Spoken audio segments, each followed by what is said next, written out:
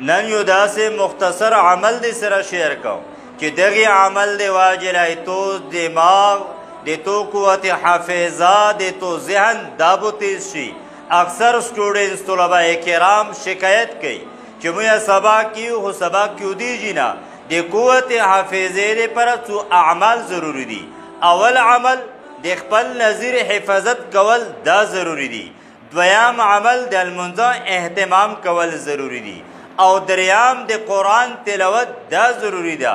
او څلورم عمل دا ده چې د هر لمونځ نه بعد چې کله لمونځ وکړې خپل د سر باندې دا به لوس کښېږدي یا قویو یا قویو دا به 11 ځله ویای انشاء الله د تو حافظه به مضبوطه شي. دغه عمل ډیرو ملګرو ته ورسوئ. دا به د مو او د تو دپاره صدقه جریه وي او دغه